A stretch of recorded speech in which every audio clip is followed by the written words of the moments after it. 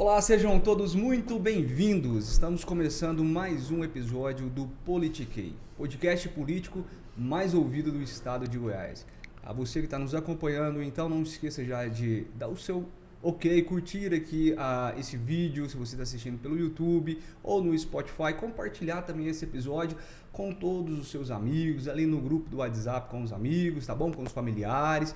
Então, dá essa forcinha aí pra gente, continuar fazendo esse trabalho aqui com tanta eficiência e sempre recebendo aqui convidados ilustres, né, da política goiana.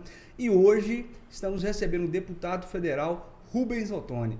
Deputado, seja muito bem-vindo, é um prazer tê-lo aqui conosco e, claro, já estávamos nessa expectativa já há algum tempo de tê-lo aqui para a gente falar um pouquinho, né, sobre a política e como está sendo vivida da sua parte. Muito bem-vindo, deputado. Tá uma satisfação poder participar com vocês e aqui ter a oportunidade de conviver com vocês nesse espaço aqui privilegiado de comunicação.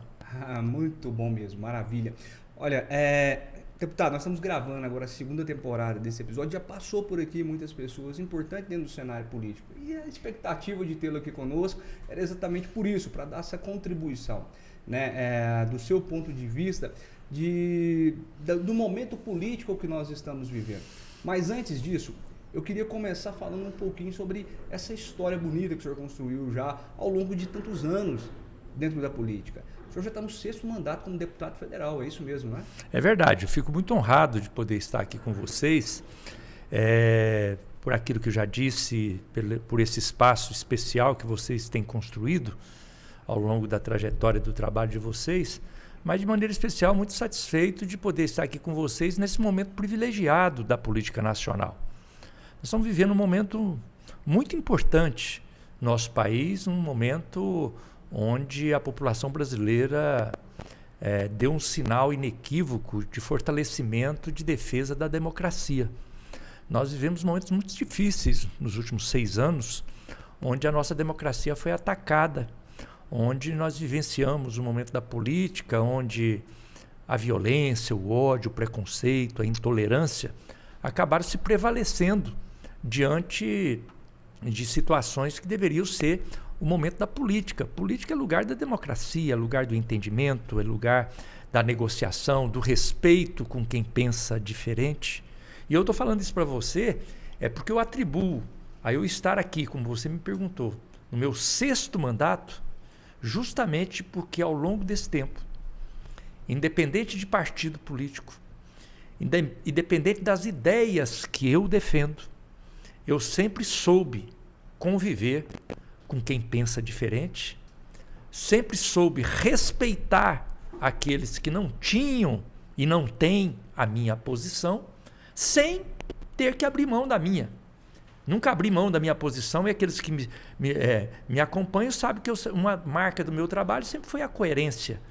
Mas nunca foi uma coerência que eu precisasse estar na rua ou na rede social para tentar desqualificar alguém que pensa diferente de mim. Então eu atribuo que a minha longevidade no trabalho da política se deve a essa busca nossa de fazer uma política realmente séria, honesta, competente, uma política baseada na ética, no compromisso social, na participação popular, na defesa dos direitos da cidadania, uma política que seja o verdadeiro objetivo da política, que é servir as pessoas. E é isso que eu tenho buscado. É claro que a gente nem sempre consegue fazer do jeito que a gente gostaria, mas eu tenho me esforçado para fazer o melhor ano após ano. Deputado, uma curiosidade e um fato interessante nessa sua trajetória, essa longa trajetória na política, o senhor está do início ao fim no mesmo partido, né? O senhor compõe hoje os quadros do PT, carrega consigo realmente essa marca que é importante para todo o país, que hoje governa inclusive o nosso país, e nunca pensou em sair do partido, trocar de partido. No decorrer de tantos anos, é claro que o PT teve os seus momentos áureos, teve os seus momentos ruins e tudo mais. Como que o senhor encara, então, essa decisão, né, de ser tão fiel a uma ideologia, a um partido, e um compromisso com o grupo? Você tem toda a razão de fazer esse questionamento, porque é fácil para você ou para qualquer um que nos acompanha imaginar que eu já tive muitas oportunidades de poder estar em outros partidos e às vezes com ofertas e situações privilegiadas. Sim, com para que eu certeza. pudesse galgar determinados objetivos. Mas eu não entrei na política para isso. Eu entrei na política, como eu disse para você, para servir as pessoas. E muito definido também. Eu entrei na política para servir quem? Para servir quem precisa, quem necessita. As pessoas que já têm a vida resolvida do ponto de vista financeiro, esses não precisam de ajuda. Né? Uma fatia da sociedade mais privilegiada, ela não depende da política. Né? Se ela tiver um serviço público, vamos supor, na saúde, se está com um problema de doença na família, se tiver um serviço público à disposição, ele vai lá e leva a pessoa lá no serviço público. Mas se não tiver um serviço público à disposição, ele pode pegar o dinheiro e ali pagar um particular. A escola é a mesma coisa. Ele, se tem uma educação pública, tem uma universidade federal, por exemplo, ele vai lá e pega o filho dele e coloca lá na universidade federal. Mas se por acaso o filho dele não entrar na universidade federal, não vai ficar sem estudar. Ele pega e paga e o filho dele vai estudar numa escola particular. Mas essa não é a regra da sociedade brasileira. 80% da população, ou até mais, dependem do serviço público, dependem das políticas públicas. Isso significa o quê? Que se tiver o serviço público de saúde, o filho dele vai ser atendido. Se não tiver, talvez vai ficar em casa sem o atendimento. Se tiver a escola pública, o filho dele vai estudar. Mas se não tiver a escola pública lá no bairro dele, o filho dele vai ficar sem estudar. É para esse pessoal que eu trabalho. Eu entrei na política para isso, para servir as pessoas. Então é por isso que eu nunca preocupei de mudar de lugar. Né? E eu não estou no PT, não é porque no PT é mil maravilha, não é porque no PT é 100%, está tudo correto, não. No PT tem defeito também. Né? Tem erro, tem falha, tem limitação, e como você disse bem, no PT já teve momentos áureos, mas teve momento de baixa. Né? E eu já vivi tudo isso, mas nunca me preocupou. Porque eu sempre tive uma máxima comigo. Na política, quem escolhe onde eu estou não sou eu, é a população, porque é a população que vota. Agora, o meu compromisso não é escolher onde eu devo estar. O meu compromisso é aonde o povo me colocar, eu tentar fazer o meu melhor. E é isso que eu tenho tentado fazer. E, para isso, o Partido dos Trabalhadores tem sido um espaço muito importante, porque tem sido um espaço democrático, de respeito, de entendimento, e o que é mais importante, um espaço onde tem esse compromisso que eu tenho, que é fazer política para quem precisa, para quem necessita, que é o povo mais simples, humilde e trabalhador. Perfeito. O senhor considera que Anápolis seja a principal base eleitoral do senhor hoje? Sim, sempre foi. Né? Sempre foi. Né? O que representa Anápolis para o senhor? Não, Anápolis, para mim, é a minha referência de crescimento. Eu não nasci em Anápolis. O senhor nasceu em Goianésia? Eu nasci em Goianésia. Mas eu vim para Anápolis com 5 anos de idade. Então, Anápolis faz parte da minha vida total. Né? Foi ali que eu cresci, foi ali que eu estudei, foi ali que eu me afirmei. Né? E foi ali que, como referência política, eu cresci também. Né? Claro que o meu trabalho, que começou lá num bairro de Anápolis, onde eu fazia um trabalho de associação de moradores, um trabalho de comunidades eclesiais de base num bairro da periferia, aquele trabalho cresceu para dominar toda a cidade e depois extrapolar a cidade e espalhar por todo o estado de Goiás, a ponto de eu estar agora no 6º mandato de deputado federal e há 4 mandatos sendo eleito em todos os municípios do estado de Goiás. Mas Anápolis, para mim, é o ponto de partida. É uma cidade importante que é referência do nosso trabalho. Então, sempre estará presente na minha trajetória como uma referência, inclusive, para ser levado como exemplo para outras cidades. Sim, o PT, como em Anápolis, governou também por bastante tempo a capital do nosso estado, Goiânia. Sempre com nomes também que sempre deixaram suas marcas de maneiras positivas. Né? Tivemos grandes nomes, né, deputado? Darcy Accorsi, Pedro Wilson, Paulo Garcia, na verdade. E, recentemente, o PT tem tentado as suas, ser agraciado novamente com esse posto, né? O governo da capital. e foram 2 projetos que não deram certo até então, com a Adriana Costa, tá certo? Foram as 2 últimas eleições do PT, não é mesmo? E o que a gente pode esperar então para o futuro aí? O PT sempre vai estar disputando aí, é partido de sempre disputar a cabeça de chapa? Não necessariamente, é como eu disse a você. A nossa missão é fazer o melhor onde a população nos coloca. Certo. Aonde nos coloca, nós tentamos fazer o melhor. Foi assim na Câmara de Vereadores, seja em Goiânia, em Anápolis ou qualquer cidade do interior. Aonde nos colocaram, quando me colocaram como deputado estadual na Assembleia Legislativa, eu tentei fazer o meu melhor e fui uma referência na Assembleia Legislativa, chegando a vice-presidente da Assembleia Legislativa. Quando me colocaram como deputado federal, eu tentei e continuo tentando fazer o meu melhor. E assim com as nossas outras lideranças. E o nosso trabalho é assim, a gente não fica apavorado. Por isso que a gente não precisa mudar de partido. Porque tem gente que o objetivo é ganhar, o objetivo é isso e aquilo, aí fica desesperado e fica mudando de um lado para o outro e acaba tombando.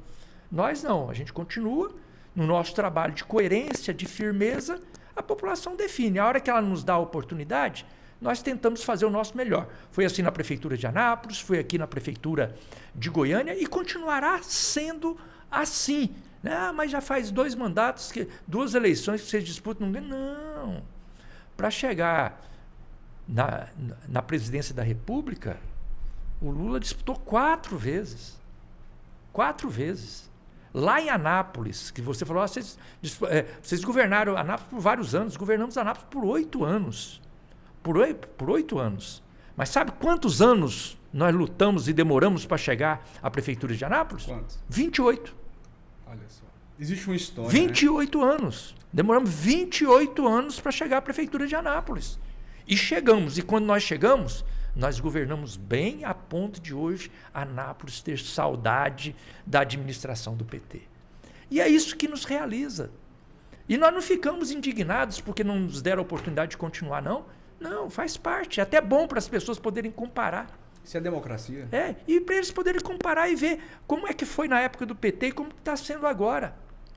E lá em Anápolis eu costumo dizer, veja, tudo que o governo federal fez em Anápolis até 2008, quando o PT assumiu. O PT assumiu em 2009. Pega tudo. Na história de Anápolis, 100 anos de história de Anápolis, antes do PT assumir. E pode pegar os 8 anos depois do PT. Junta os 2, não dá a metade do que nós fizemos em 8 anos. É por isso que o povo tem saudade. É assim que a gente trabalha, com muita humildade, com muita responsabilidade, mas também com muita retidão, com muito trabalho, seriedade e de propósito para servir as pessoas. É fácil falar do governo PT, até porque tem realmente uma trajetória, tem trabalho, tem história para contar. Mas, na sua opinião, vamos falar também, claro, do governo federal, né, governo Lula. Existe um Brasil antes e depois do PT, na sua opinião, deputado? Ou não? Nós estamos falando do Lula, já no primeiro, Lula 1, primeiro mandato, né? Que depois foi realmente uma sequência ali de... Olha, dizer para você, até para a gente, e eu costumo falar isso sempre, e é importante, numa conversa como essa, descontraída aqui, a gente ser muito correto. Sim. O governo do PT, eu não vou chegar aqui porque eu sou deputado do PT, eu falar que o governo do PT é 100%, é mil maravilha, não tem falha, não tem erro, não tem limitação, é muito fácil eu poder aproveitar do seu tempo aqui e vender meu peixe desse jeito. Só que isso não tem credibilidade. Até porque eu mesmo sei que tem falha, tem erro, tem limitação. Mas qual que é então a diferença do governo do PT? A diferença do PT é que a gente tenta fazer o melhor. Tenta acertar e fazer o melhor para quem precisa, como eu ressaltei para você. Para os mais necessitados. Coisa que não é o lugar comum daqueles que governam. Que às vezes chegam ao poder já com compromissos outros para governar para quem já tem privilégio. Para governar, para atender os interesses de quem às vezes colocou eles lá. E que às vezes foi o sistema financeiro, foi o sistema empresarial e que ele tem que servir a esses propósitos. Então o PT, não é que o PT não erra, não é que o PT não... PT erra, falha. Nós não queremos errar. Mas tudo que é feito de gente está sujeito a falha, a erro, a limitação.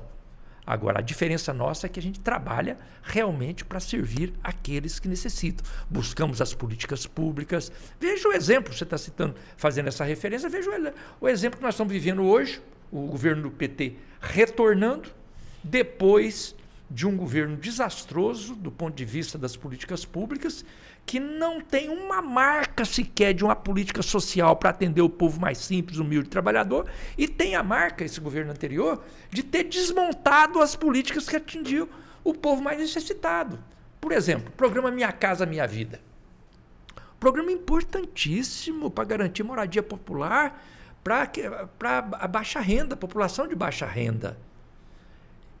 O governo Lula, o presidente Lula, quando lançou o programa Minha Casa Minha Vida, ele prometeu 1 milhão de moradias. Naquela época, quando ele prometeu, eu era deputado federal lá, junto com ele. Sim. Aí o pessoal fala assim, isso é demagogia. Quantas entrevistas eu dei, porque o pessoal fala assim, isso é demagogia, enganação. Na história do Brasil, o governo federal nunca construiu 50 mil casas, vai construir 1 milhão em 4 anos. E realmente o presidente Lula não construiu 1 milhão. Construiu 2,5 milhões. 2,5 vezes a mais. Em 4 anos. Em 4 anos. Agora, 4 anos do governo anterior, veja uma casa, não estou falando 1.000 não, uma casa para a população de baixa renda que foi entregue aqui em Goiás. Não tem. Eles acabaram com o programa Minha Casa Minha Vida, inventaram um programa... Casa Amarela. Verde e amarelo, um negócio verde assim, amarela, que não tinha nada para baixa renda.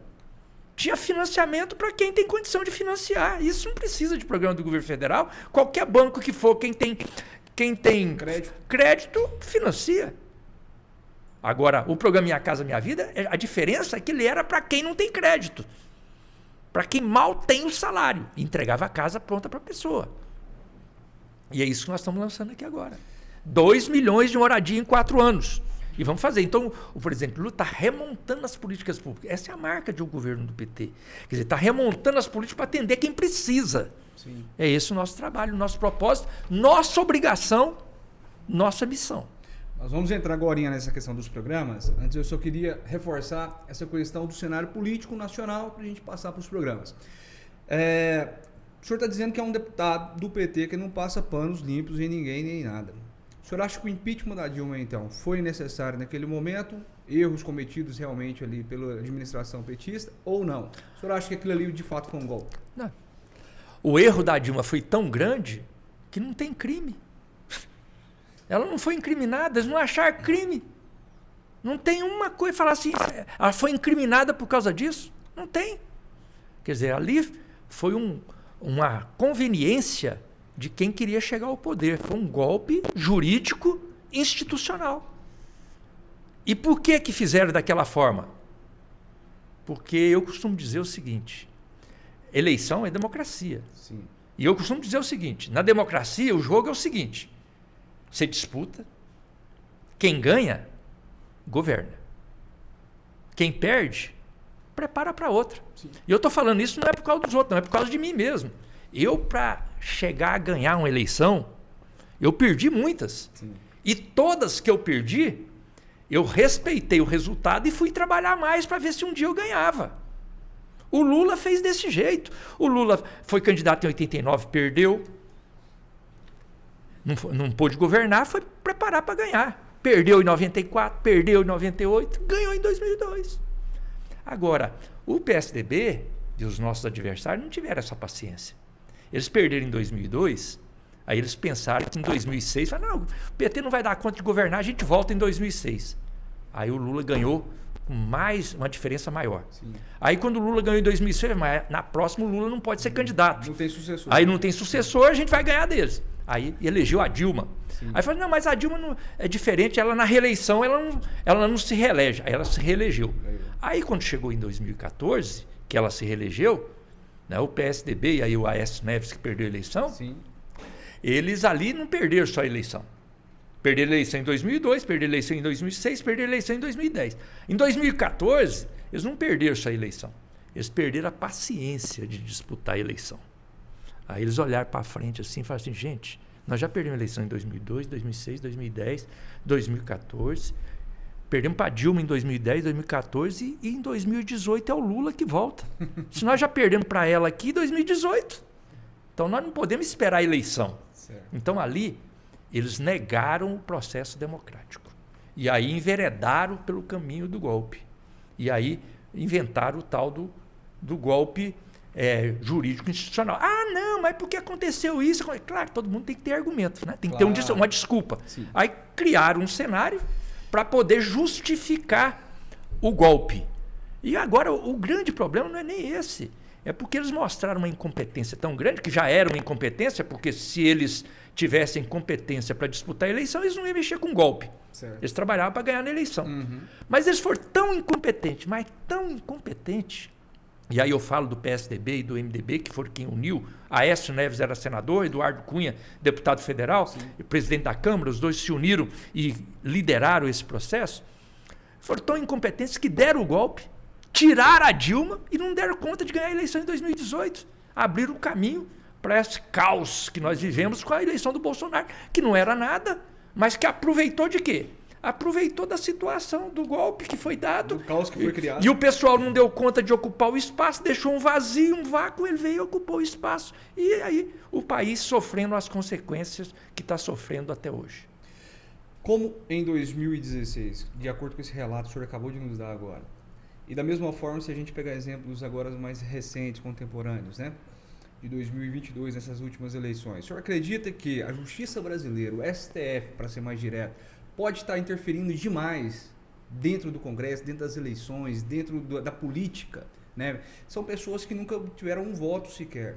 Mas você acha que, de certa forma, está havendo muita politicagem por parte do sistema judiciário ou não? O senhor não vê dessa forma? Não, eu vejo que é preciso ter um equilíbrio. A Constituição nossa prevê isso. Sim.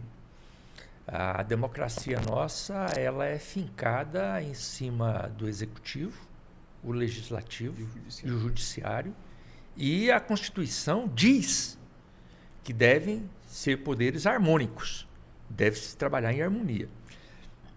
Quando um poder ele deixa de cumprir o seu papel, é natural que um outro poder comece a cumprir mais ou extrapolar daquilo que deveria fazer. Certo. É isso que eu avalio.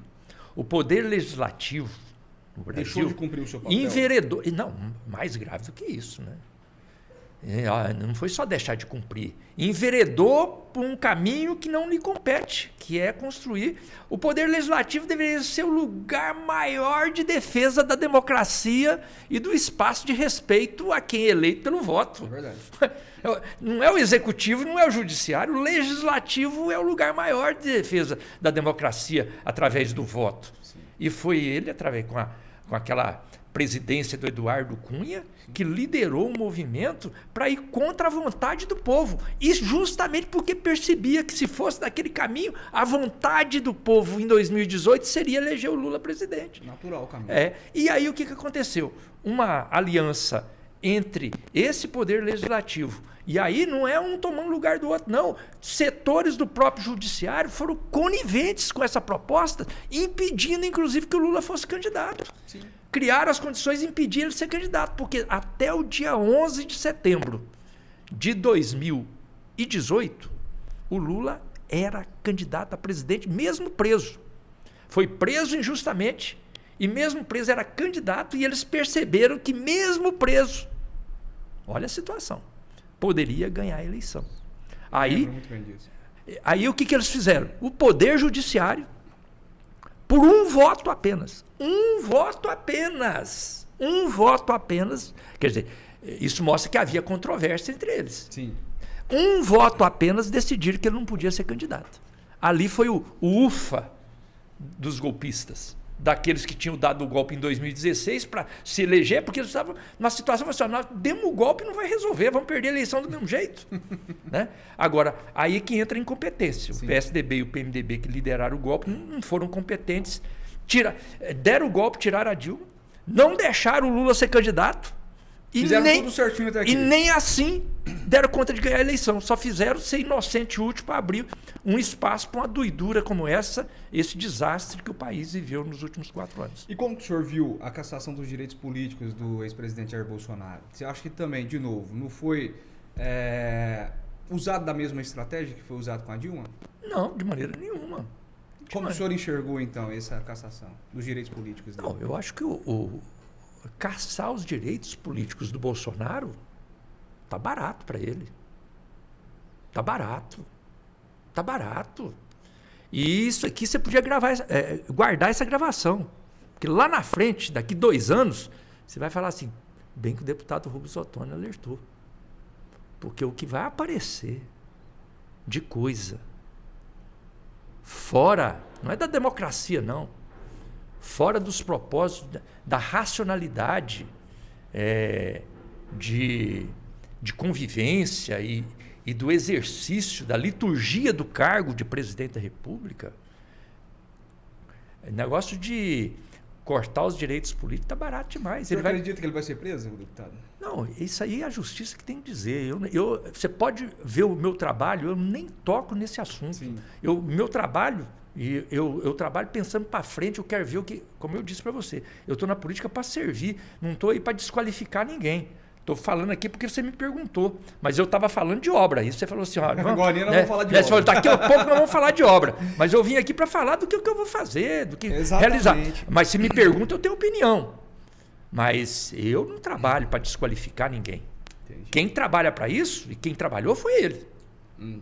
Foi 4 anos de incentivo à violência, ao preconceito, intolerância, o ódio. Negação da ciência. Negação da ciência.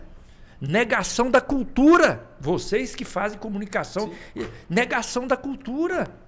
Então, isso, gente. Quer dizer, então, isso é que é inadmissível. Agora, eu estou pensando para frente, e aí é a justiça que vai tomar conta disso. Né? Eu não sei. Né? O que tiver que a justiça seja feita. A minha preocupação é eu poder fazer o meu melhor. Sim. É o nosso governo poder fazer o nosso melhor e poder ser digno da confiança daqueles que depositaram o voto no nosso trabalho. Perfeito. Deputado, falando do Congresso, como o senhor avalia os resultados dos trabalhos, né, dos congressistas hoje, nesse primeiro semestre, desse primeiro mandato de muitos deputados, né? Mas dessa legislatura. O senhor já passou por tantos outros pares, né?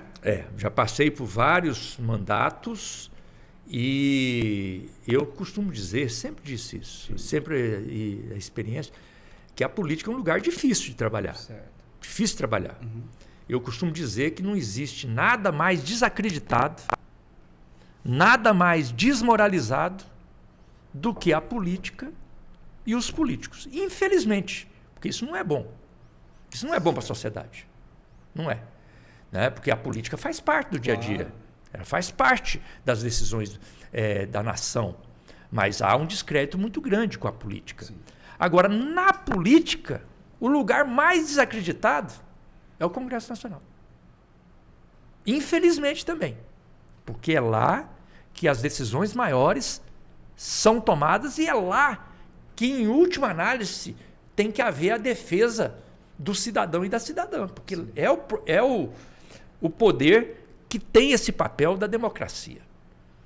Agora, eu vejo que nesse primeiro semestre, nós vivemos, pela minha experiência, você me perguntou pela minha experiência, nós estamos vivendo um momento melhor. Sim. Ainda não dá para poder, digamos, mudar da água para o vinho a credibilidade na sociedade, porque a marca do descrédito é muito forte. Sim.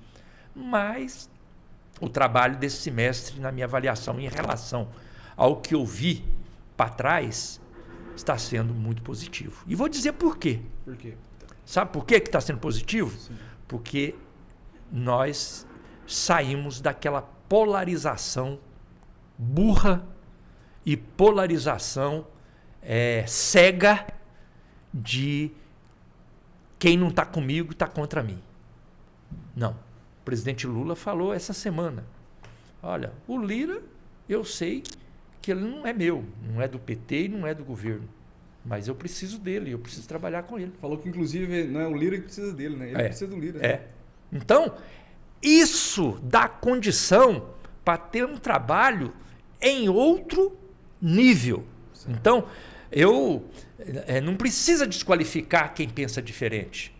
Então, existe um trabalho, um esforço no Congresso Nacional, agora, de fazer dar certo e de que eu com você, eu tenho 80% de diferença com você. A grande maioria. Sim. Mas eu não vou focar nos 80% que tem diferença. Quais os 20% que nós concordamos que nós podemos trabalhar juntos? Vamos trabalhar nesses 20? Vamos trabalhar nesses 20? Os outros 80 nós temos tempo para resolver depois. Maravilha. É assim que o presidente Lula está trabalhando. É por isso que ele tem aprovado as matérias todas lá. Sim. Tem conseguido aprovar, mesmo com um Congresso onde o PT tem 60 deputados em 513. 60 em 513. Mas é o respeito a quem pensa diferente. Mesmo assim, se não aprova tudo. Sim. Aí o pessoal vai atrás do presidente Lula e fala assim, pois é, o senhor perdeu, o senhor foi derrotado. Fala, faz parte do jogo, o jogo é assim. Tem coisa que eu ganho, tem coisa que eu perco. O Congresso é independente. É, né? Independente. E é assim, agora é claro que ele vai trabalhar para ganhar todas. Claro. Mas não ganha tudo. Então, quando perde, ele vai ficar desesperado? Não, é isso mesmo. É respeitar a decisão. É respeitar a decisão. Então, eu vejo, respondendo você, eu faço uma análise positiva da atuação do Congresso esse ano. Mas ainda é muito pouco para recuperar a credibilidade diante da nossa sociedade.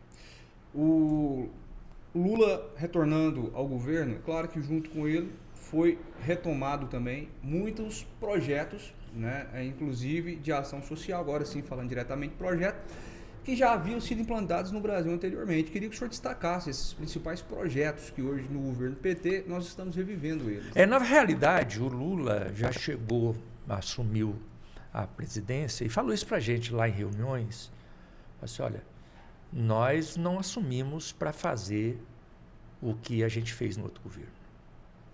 Eu não fui eleito presidente, topei ser candidato a presidente para repetir o que eu fiz. Não, eu estou vindo para fazer muito mais. Agora, tem uma coisa, se eu estou pensando em fazer muito mais, eu tenho que começar por retomar aquilo que a gente fazia, que foi desmanchado. Sim. O que estava dando certo. Exato. Está dando certo, eu quero fazer de novo. Né? Eu quero um Bolsa Família que não seja o Auxílio Brasil para passar dinheiro, né, de maneira desonesta para quem não precisa. Eu preciso de um Bolsa Família para atender as famílias que precisam. Certo.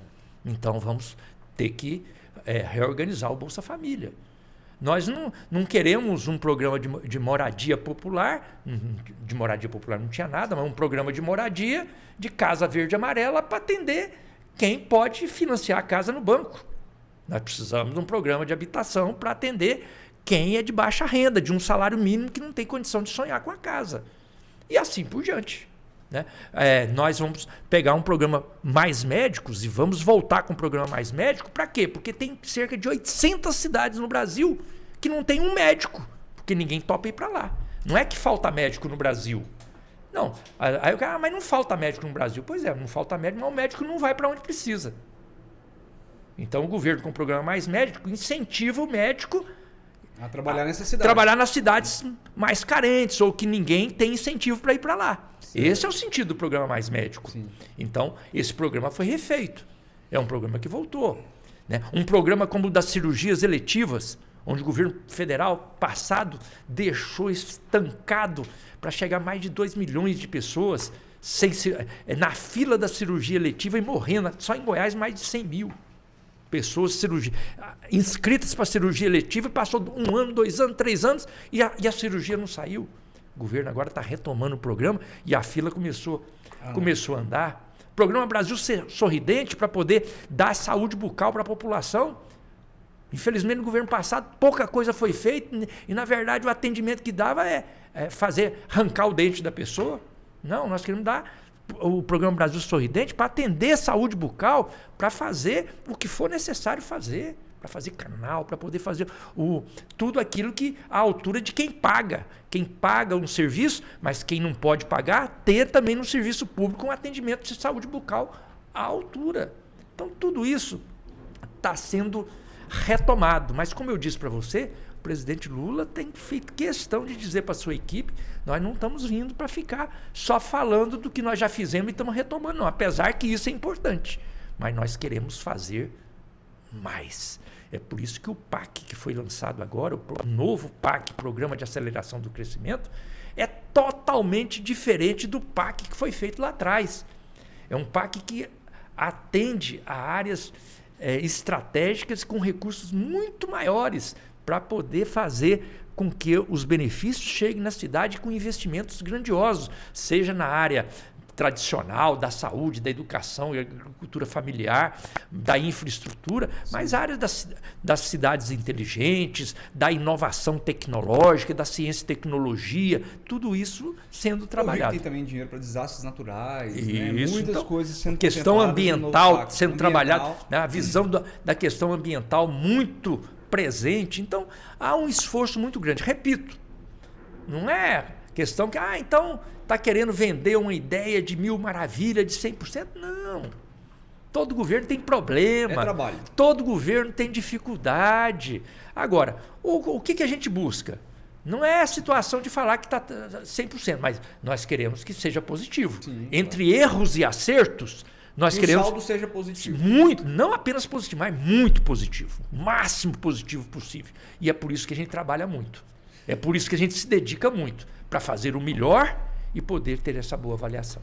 Deputado, algumas vezes eu vi muitas notícias, né, o senhor se posicionando, ou pelo menos nos jornais noticiando, o senhor como embaixador aqui do governo federal em Goiás. O senhor se considera hoje realmente essa porta-voz entre o governo Caiado, né? E eu tento evitar isso, o pessoal é que fala. Eu tento evitar, mas o pessoal é que fala. É natural, né? Por causa da nossa trajetória. Sim. E eu já... Sua experiência, aproximação. Exato, e o pessoal já considerava isso nos outros governos do presidente Lula e da presidenta Dilma. Perfeito. A verdade é essa. Sempre me consideraram como uma ligação natural do governo federal com Goiás e também por causa da minha postura. Por causa da minha postura. Porque se eu fosse um deputado daqueles raivoso e que não respeita quem pensa diferente... A oposição... E eu faria questão de não fazer a ligação. Eu mesmo falo, não, isso aqui... Eu quero é prejudicar. Por que eu vou trazer um negócio do governo federal para ajudar meu adversário aqui no governo do estado? Aí eu não faria. Mas aí justamente a minha postura de abertura e a postura do presidente Lula também é que faz com que a gente seja chamado naturalmente como o embaixador do estado de Goiás. Por quê? Porque a gente procura fazer essa ligação. Naquilo que é necessário, a gente procura ajudar. Né? Quantas vezes eu já fui lá dialogar com o governador Ronaldo Caiado? Quantas vezes já fui dialogar com prefeitos de cidades que não são do Partido dos Trabalhadores, que tem, não apenas não são do Partido dos Trabalhadores, mas trabalharam contra a nossa proposta. Para nós, isso aí não é importante. Nós queremos saber da agora para frente o que a gente pode fazer junto, mesmo sabendo que lá na frente, num processo eleitoral, a gente não vai estar junto. Sim. Às vezes vai estar disputando também, mas não tem problema. A gente trabalha. Então, é isso que faz com que a gente tenha essa marca de embaixador, de quem representa, por causa dessa postura nossa positiva, uma postura de respeitar quem pensa diferente, tentar trabalhar naquilo que é possível trabalhar em conjunto. E buscar recurso independente da cor da bandeira do partido. Claro, né? E nós queremos que as coisas aconteçam no estado de Goiás. Sim. Então, temos que fazer um trabalho em parceria, um trabalho em conjunto, um trabalho unitário. É claro que tem coisa que não tem acordo. Tem coisa que não tem acordo, paciência, só deixo de lado, igual eu citei para você. Eu vou ficar aqui focando no que eu não tem acordo? É verdade. Não, o governador Ronaldo Caiado esses dias foi lá em Brasília para participar de uma comissão, uma CPI do MST. Tem, lógico, um negócio desse.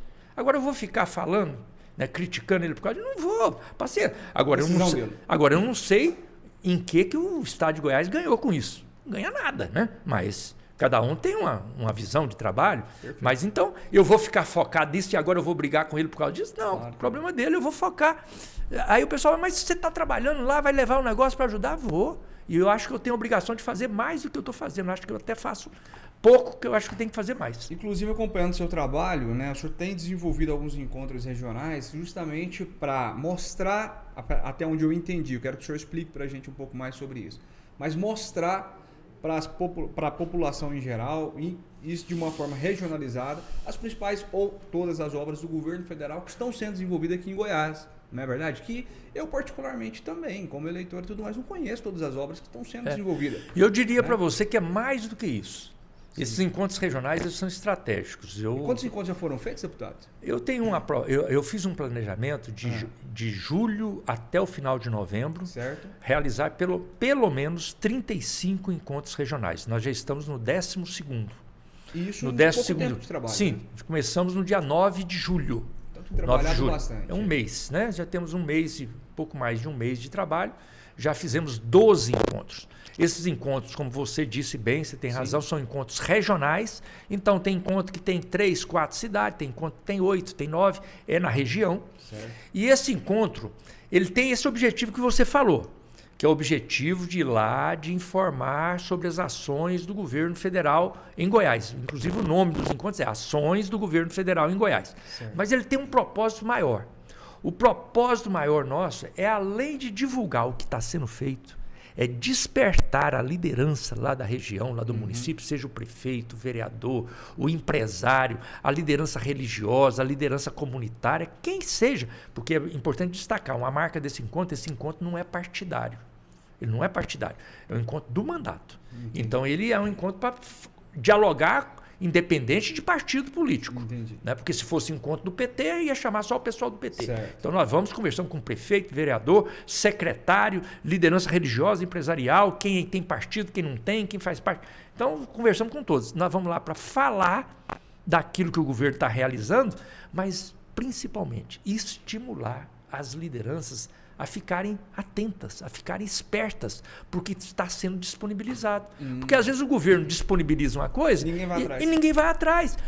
O governo já lançou um programa 600 milhões de reais para retomar as cirurgias eletivas. E às vezes lá no município, o município ainda não credenciou para poder morder uma parte desse recurso e poder fazer a fila andar lá no município dele.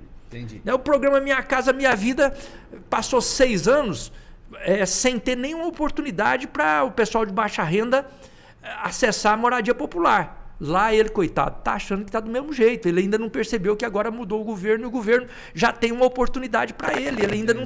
Chega lá, você fez inscrição? Não fiz não. Aí ele não está sabendo que tem que fazer uma inscrição. Então o programa não é... Nós não estamos indo num lugar, porque às vezes dá a impressão que nós estamos indo num lugar para fazer propaganda do que o governo está fazendo. Não é isso não. Nós queremos ver as coisas acontecerem. Certo. Porque eu falei para você e vou repetir aqui, eu estou na política para servir. E eu quero ter uma diferença na vida do povo. E se o governo está possibilitando algumas ações que melhoram a vida do povo, seja no Bolsa Família, no Minha Casa Minha Vida, né, em qualquer frente de trabalho. Eu quero que tenha o benefício, então eu quero que a população acesse. Você está acessando? Não acessei ainda não. Estava nem sabendo. Pois é, você já está sabendo, então vai lá. Então nós queremos que esses encontros sirvam de estímulo para as pessoas irem atrás e poderem acessar esses benefícios e essas políticas públicas que o governo federal está fazendo já neste ano de 2023. Deputado, o senhor está falando agora de um tema muito importante, que eu tenho discutido isso aqui com algumas pessoas, e assim, eu considero realmente algo relevante no mandato, né, de qualquer deputado. É comum hoje o senhor ver deputados federais preocupar apenas com enviar dinheiro para os municípios, emenda. Nas redes sociais só tem lá, tá pago. Mas, de fato, visitar a base, ouvir a população, levar realmente soluções, né, de programas do governo federal, igual o senhor está fazendo agora, que está disponível, dinheiro às vezes que nem é utilizado, que fica disponível no fundo lá, depois volta, que eles falam, muitas vezes o prefeito perde os benefícios. São poucos deputados que têm feito isso ultimamente. Eu posso estar falando isso aqui de uma maneira até meio que ignorante e às vezes também não, porque eu tenho acompanhado os 17 deputados federais eleitos ali no Congresso de Goiás. E eu vejo que muitos realmente estão preocupados somente em mandar dinheiro, mas ir visitar a base, ouvir a população. Essa foi uma maneira de trabalho aí que ficou muito evidente no último período, muito por conta do último governo. Sim. E que, inclusive, deu espaço para o que o pessoal chama de orçamento secreto. Sim. Uhum. Então, a atuação dos deputados passou a ser isso que você falou. A divulgação dos milhões que são destinados. E eu volta e meia eu sou perguntado, eu chego no município, o pessoal fala, porque o deputado tal destinou tantos milhões, o senhor vai destinar o quê para o município? Eu falo, olha, eu não destino milhões. Eu trabalho na cidade para chegar a obra, para chegar a benefício. Então, eu não tenho nem 1 milhão para poder indicar aqui para a cidade, mas eu trouxe um trator, construí uma creche e viabilizei uma escola, ou um posto de saúde, ou um CRAS. Então, é benefício. Né? Então, é isso que eu faço. Agora, o que adianta falar que você mandou 10 milhões, 20 milhões, 100 milhões, você fala assim, inaugurou o que lá mesmo? Não tem nenhuma obra. Exatamente. Não tem um prego. Quer dizer, na verdade é gravíssimo, né? Porque se você mandou 10 milhões e não tem nada inaugurado... Alguma coisa está errada. Alguma coisa está errada, né? E eu pergunto para as pessoas lá nos municípios, eu faço essa pergunta e deixo correr, né? O repórter às vezes vem perguntar assim, eu deixo ele com a pulga atrás da orelha, depois ele vai resolver isso lá depois. Mas fala assim, mas qual a obra mesmo que foi inaugurada? Não, porque o deputado teve aqui semana passada e falou que destinou 10 milhões, já no mandato passado, somando tudo, ele destinou 20 milhões. Eu falo, mas que maravilha! Quais as obras que foram inauguradas nesses 4 anos? Exatamente. Não sabe, né? Agora, eu não mando milhões para lugar nenhum. Eu falo em creche, em escola, posto de saúde, trator, reta escavadeira, caminhão caçamba. É isso que eu falo. E eu acho importante isso que está sendo discutido, porque eu tenho discutido isso com outros convidados nossos aqui, né? E muitas vezes, a percepção que me passa às vezes é de uma certa preguiça por parte do deputado realmente pôr o carro na estrada e visitar a base, visitar as pessoas, porque tá certo, o político mais próximo da população é o vereador, é o prefeito e tudo mais. Mas se o deputado está lá em Brasília, sabendo dos recursos que tem disponível, de todas as ações do governo federal, e não proporcionar isso realmente para os prefeitos, só preocupar em mandar dinheiro, cria-se um vácuo, um distanciamento muito grande. Não, eu tenho esse trabalho nosso é um trabalho histórico, inclusive somos referência nesse trabalho de presença na base. Não é por acaso que 4 eleições seguidas ser votado em todos os municípios do estado de Goiás. Exatamente. Né? Você não consegue isso sem estar presente na base. Sentado só em Brasília. Né? Então a gente visita. Você me perguntou sobre os encontros regionais. Sim. Eu quero chegar no final de novembro, sim, realizando 35 encontros regionais, só de julho até lá, certo. E onde, na minha visão, nesses 35 encontros, nós vamos falar com todos os municípios de Goiás. Perfeito. Todos os municípios de Goiás vamos fazer. E vamos continuar avançando. E antes de julho eu já tinha visitado muita gente. Então, esse trabalho meu é permanente. E ainda tem aquela velha história, que você também já ouviu, aqueles que nos acompanham sabem também, de o costume de ver deputado federal só na época da eleição, né? Exatamente. Quando vê, né? Porque às vezes chega na época da eleição e ele manda um representante, né? Exatamente. Mas quando não é representante, ele vai, mas aí é o tal da história do deputado Copa do Mundo, né? Só aparece de 4 em 4 anos. Né? Então, se fosse nessa lógica, o que eu estaria andando em 2023? Jamais. Ainda mais no começo do mandato. Pois é, porque a eleição é daqui 3 anos, 4 anos. Não faria sentido nenhum. Eu deixaria para o último ano, né? Exatamente. Então, isso mostra o nosso compromisso, a nossa dinâmica de trabalho, e é isso que faz a diferença, porque é aquilo que você perguntou, e muita gente pergunta para mim. Exato. Como é que você conseguiu chegar num lugar tão difícil, de descrédito, né? De dificuldade no trabalho político, e uma competição tão grande, e todo mundo sabe que eu sou um deputado que não tem estrutura, não tem dinheiro, não tem as facilidades que outros têm. Então, como é que você consegue? Né? Então, é porque a gente tem esse trabalho permanente. E o principal, o respeito de todos os lados dentro da política, que é uma marca realmente que Exatamente. Nós consideramos. E vou te dizer, tenho esse respeito e eu agradeço muito a confiança, o respeito e a consideração que eu recebo em todos os lugares que eu vou. Mas isso nasce também porque, em primeiro lugar, a gente sempre respeitou quem pensa diferente. E é isso que faz com que as pessoas nos respeitem também. Tá aí, uma aula para você, político de primeiro mandato, principalmente, que está nos assistindo. Compensa parar uma hora aqui do dia só para ouvir tudo isso que está sendo dito. Parabéns mesmo por essa iniciativa.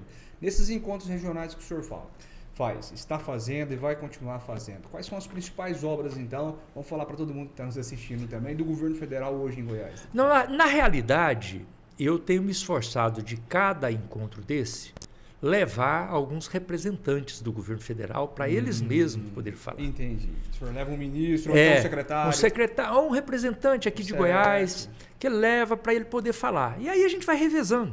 Entendi. Tem lugar que é a Caixa Econômica Federal que vai, no outro lugar é o Banco do Brasil, no outro lugar é a Conab, no outro lugar é o Ministério do Desenvolvimento Agrário, no outro lugar é um representante da cultura, um representante da educação, um representante da saúde. E aí o pessoal vai falando sobre a dinâmica do trabalho de cada um. Porque aquilo que eu disse para você, o encontro não é para fazer propaganda. Já entendi. Não é para fazer propaganda. O senhor levar o governo até as pessoas. Exatamente. Para as pessoas perceberem as oportunidades que ele tem. Não estava sabendo disso. E a pessoa ainda recebe um material no dia lá, porque não dá tempo de você falar sobre tudo. Exato. Então a gente tem uma pasta onde tem um resumo desses programas do governo federal para ele poder levar e depois na casa dele ele poder ir lá, tem os contatos para que ele possa tirar dúvida, possa acessar tanto o contato do governo federal quanto do nosso mandato. Então é um trabalho educativo, né, um pedagógico para que as pessoas possam usufruir daquilo que já está disponível. Porque, repito, é inadmissível a coisa já está funcionando, está disponível e a pessoa que precisa não está sabendo que está disponível.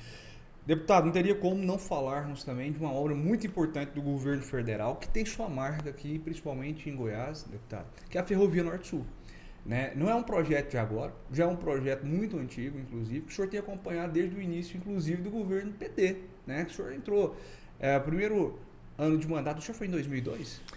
Eu ganhei a eleição em 2002 para deputado federal, assumi em 2003. Né? Foi, inclusive, o primeiro mandato também do presidente Lula. Foi. Não é exatamente? Fui eleito junto com ele. Que, inclusive, agora, depois de tanto tempo, a obra está concluída, né? E não sei se já está liberada ou não. Você podia falar um pouco sobre isso? Essa obra é importante mesmo. E é uma obra importante e ela tem um impacto não apenas para Goiás. Brasil inteiro. Né? Não é para a região centro-oeste, é para o Brasil inteiro. E para todas as áreas da economia. Né? Exatamente.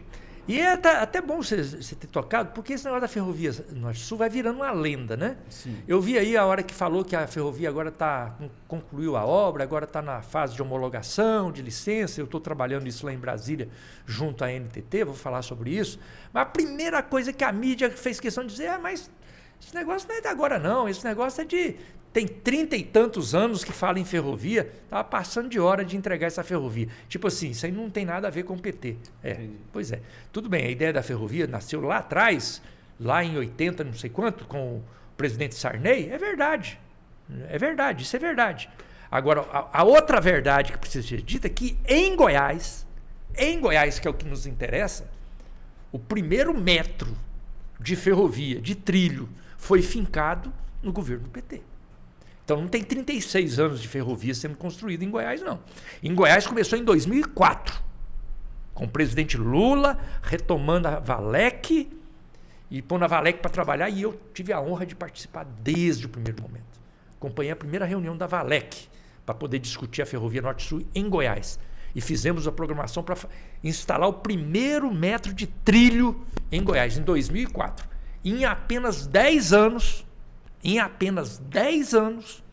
nós inauguramos mais de 900 quilômetros de ferrovia. Em 2014, a Dilma esteve aqui em Anápolis para inaugurar o trecho da ferrovia de Anápolis até o Porto de Itaqui, no Maranhão. De 2014, então, já está funcionando esse trecho? De 2004 a 2014, nós construímos mais de 900 quilômetros. Certo. E a partir de 2014, esses 900 quilômetros foram colocados disponíveis. Na verdade, é mais de 1.000, porque o que nós construímos era 900 e tinha mais 100 quilômetros que já estava construído. Então, certo. 1.000 e tantos quilômetros foram disponibilizados. Então, de Anápolis até o Porto de Itaqui, no Maranhão, está funcionando desde 2014. O que aconteceu? Com a saída da Dilma, que você me perguntou se era um golpe ou se não era, aquele negócio. As consequências. Entrou um novo governo que vendia em prosa e verso. Qual que era a propaganda na rua? Tinha que tirar o PT, porque tirando o PT, as coisas iam melhorar. Não é assim que falava? Sim. É só tirar o PT que as coisas melhoram. Pois é. A Ferrovia Norte-Sul é só um exemplo. Tiraram o PT. Primeira coisa que eles fizeram, ao invés de construir o restante, que era de Anápolis até o Porto de Santos, sim, que era a outra parte da ferrovia, eles fizeram o contrário. Pegaram o que estava pronto e entregaram para a iniciativa privada.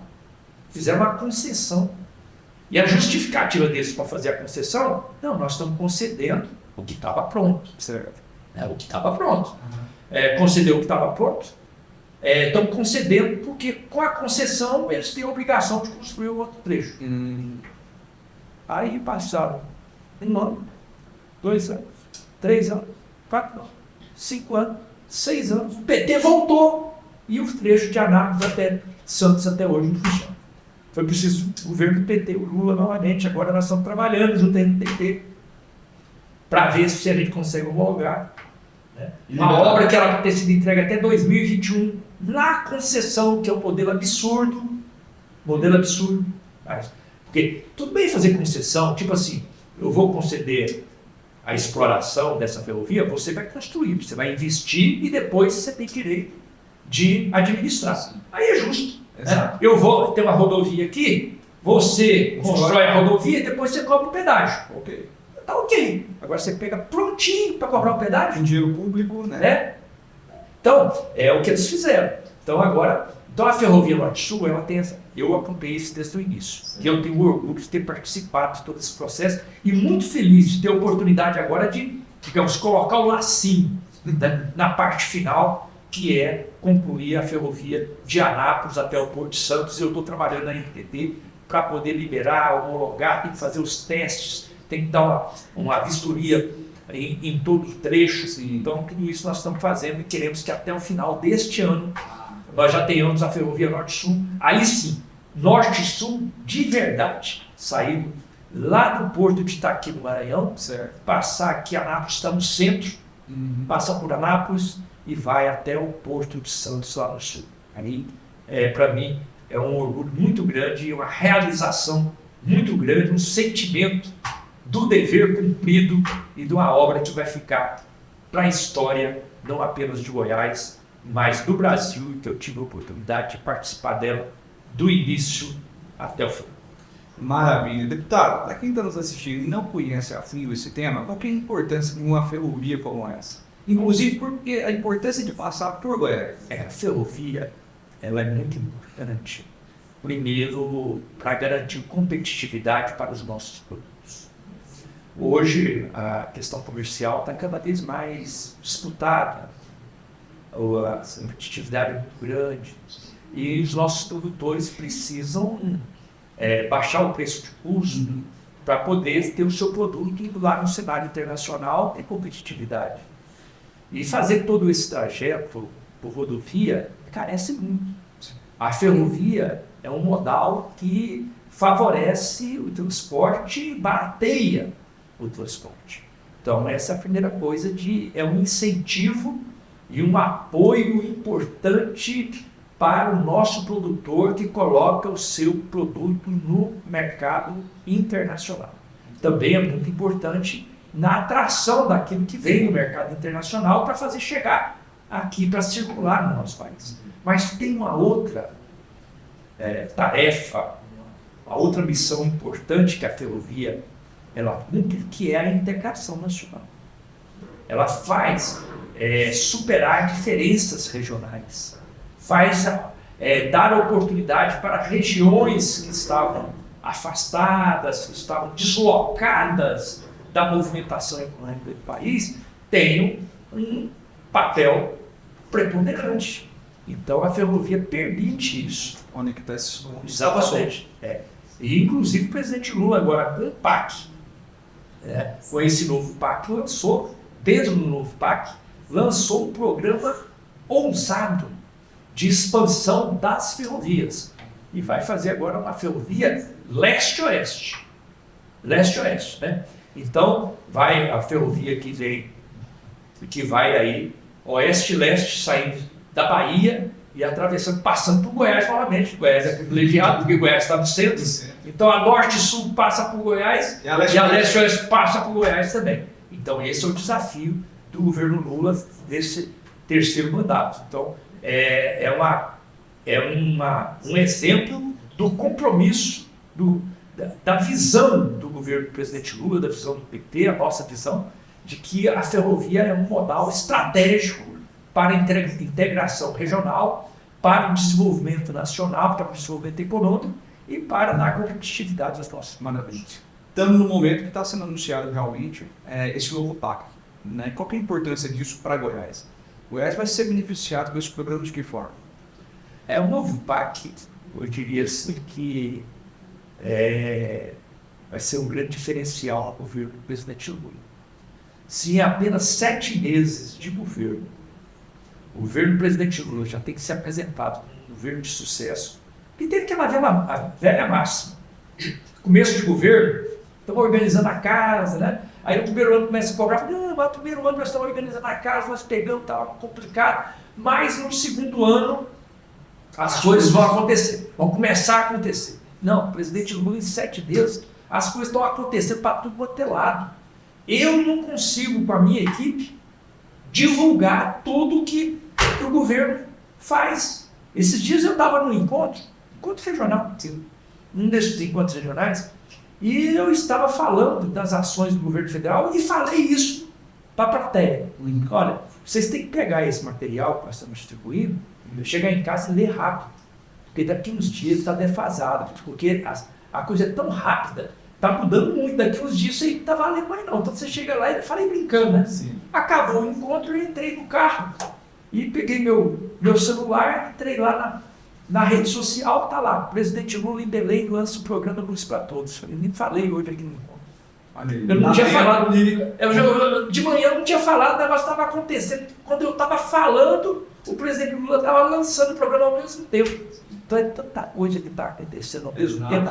Então é muita coisa de sucesso. Agora o PAC é muito mais. O PAC é muito mais. Porque o PAC ele abre uma janela de oportunidade. Várias janelas de oportunidade. São 8 eixos de atuação e de oportunidades de apresentação de projetos e com recursos muito maiores do que é. Porque o pessoal, não, mas esse negócio de PAC, o governo PT já fez lá atrás. Exatamente. Totalmente diferente.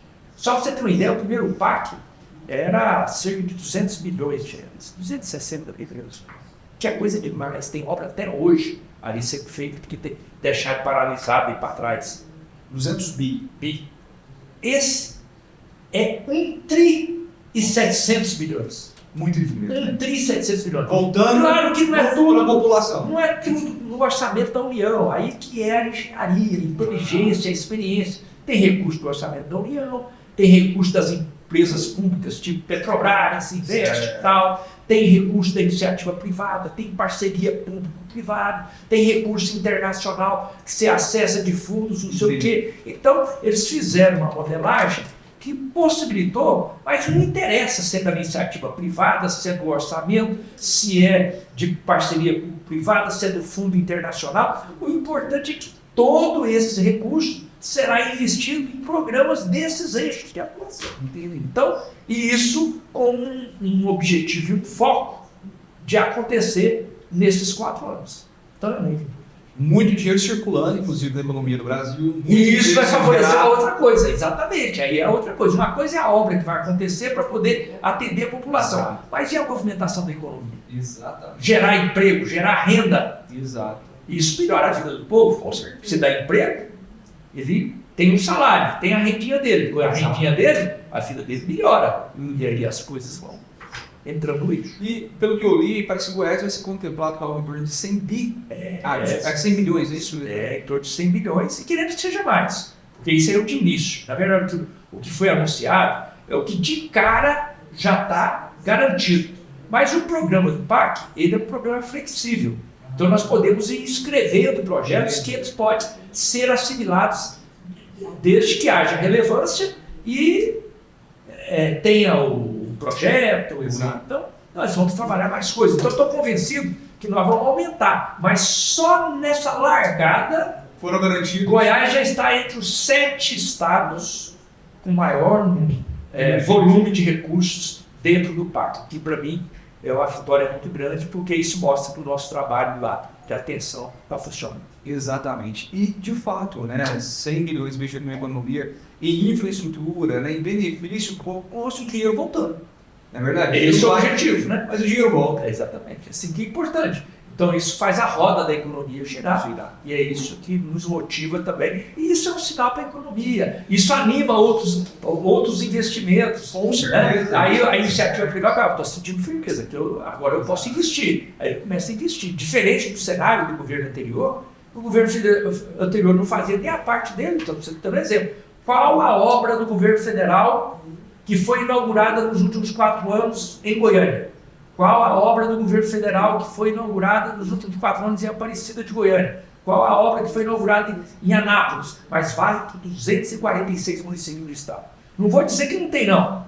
Mas que vai ser um esforço para a pessoa lembrar. Eu até provoco muitas pessoas aí que apoiaram o governo anterior. Eu falo assim, fala para mim qual que é a obra aí da sua cidade. Eu chego na cidade e pergunto, qual a obra? Aí o cara fica pensando, tentando lembrar. Eu não vou dizer que não tem, mas que ele nem lembra o que tem, é porque está difícil. O senhor tinha falado agora há pouco do reflexo imediato, né, com essa nova gestão. E é imperceptível, isso aí, independente de apoio A, B ou C, que de fato todo mundo que está nos assistindo agora é capaz de ver esse impacto de maneira inicial. Por exemplo, hoje quando você vai abastecer o carro, você ainda sente o preço do combustível um pouco mais barato. Você vai fazer uma compra do mês, você ainda sente os produtos do supermercado um pouco mais barato. E o senhor vê isso como realmente uma política que já vinha sendo trabalhada, que agora os reflexos estão surgindo ou não? São ações do governo atual que está aparecendo. Mas se for política que já tinha vinha sendo trabalhada, demorou demais, né? Porque se passar 4 anos no governo. Foi isso, e ainda teve 2 de lucro antes, depois que tiraram a Dilma. É porque o Bolsonaro apoiava o governo anterior. Então, foram 6 anos. Então, com 6 anos, assim, deram conta de certa economia, né?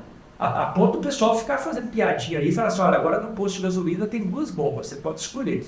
Tem a bomba com o preço do governo anterior e a bomba com o preço do governo atual. Se você ainda insiste em ficar defendendo o governo anterior e falar que abastece na outra, né?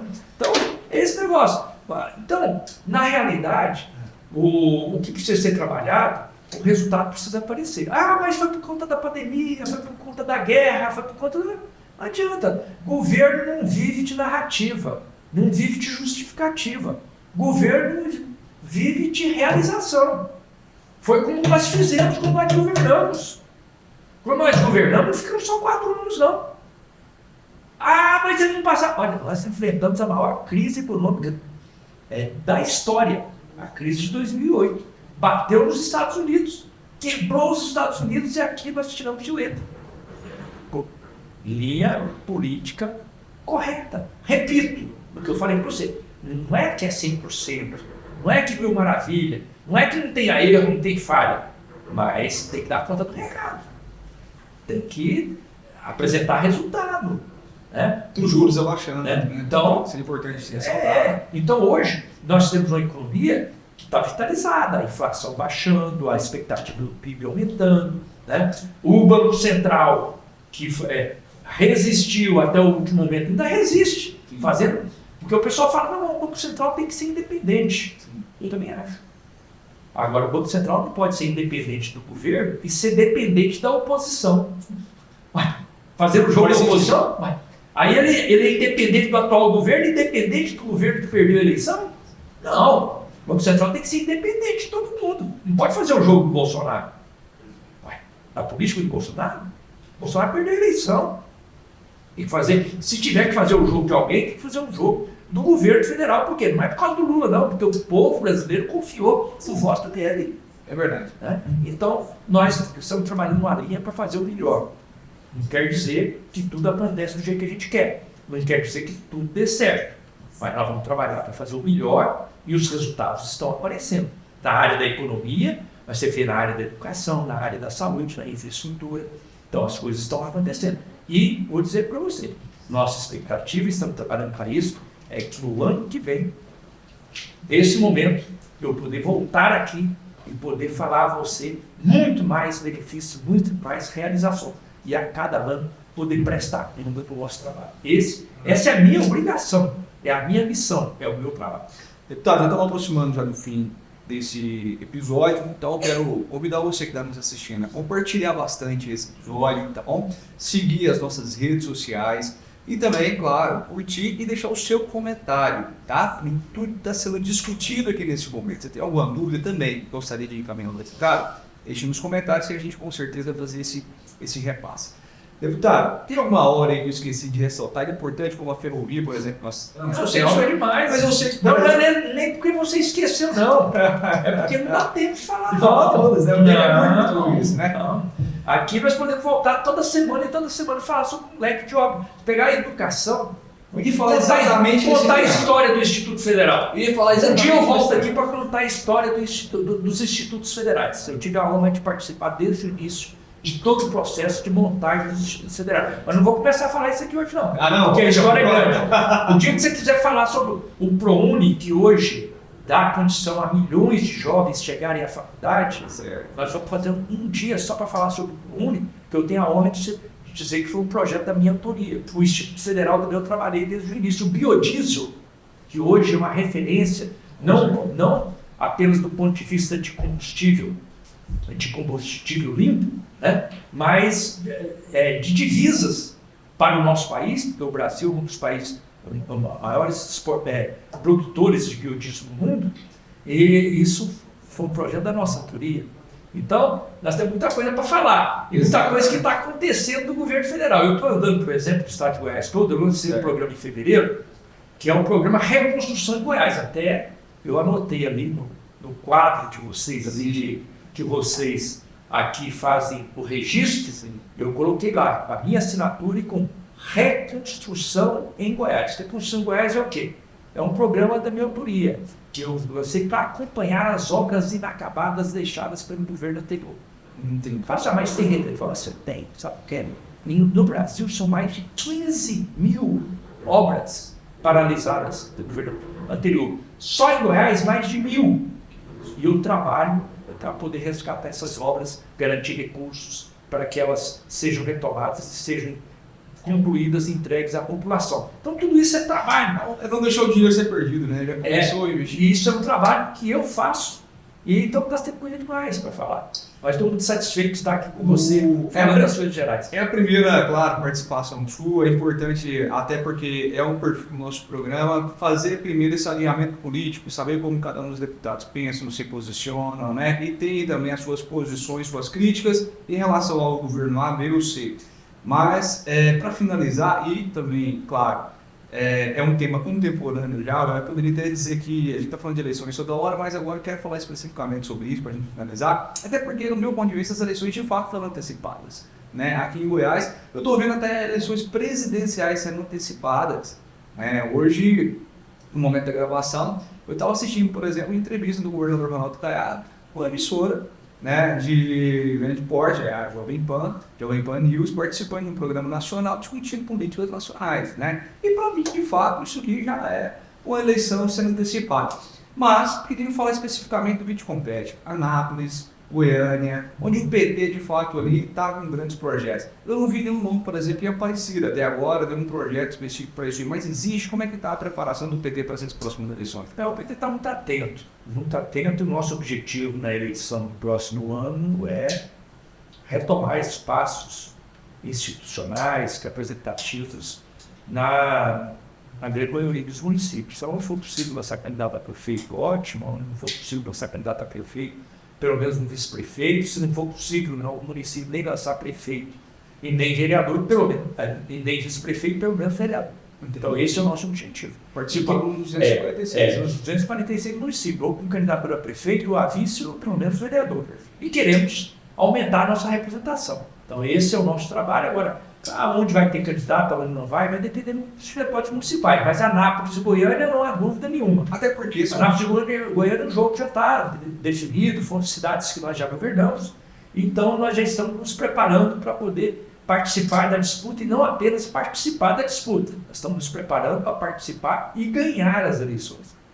E Anápolis e Goiânia certamente será referência também para as outras campanhas que a gente vai fazer em outras regiões e outras cidades. Então é esse o propósito. E este ano de 2023 servirá de preparação para esse trabalho que nós já vamos entrar em 2024, já fazendo um trabalho bem ativo em universidade. Até porque a Anápolis e Goiânia também nós temos dois nomes ali extremamente competitivos, as pesquisas já aparecem nos contratos das pesquisas, né? Por exemplo, Antônio Gomes de Anápolis e Adriana Corsi em Goiânia. É verdade. São nomes já que a gente já pode definir como pré-candidato do PT, ou ainda falta muita coisa para Não, acho que está definido. Né? Do ponto de vista da deputada Adriana, o que havia era só uma ponderação que ela tinha feito no sentido de que ela não estava pensando em ser candidata a prefeita e preferia continuar exercendo o mandato de deputado. Na medida que ela tem essa disposição, há 100% de acordo dentro do PT sobre a sua candidatura. Então, e lá em Anápolis, essa discussão já está vencida, então são dois candidatos em potencial, têm representatividade, têm experiência, respeitados na sociedade e têm condições de não apenas ser candidatos, mas ser candidato e ganhar a eleição.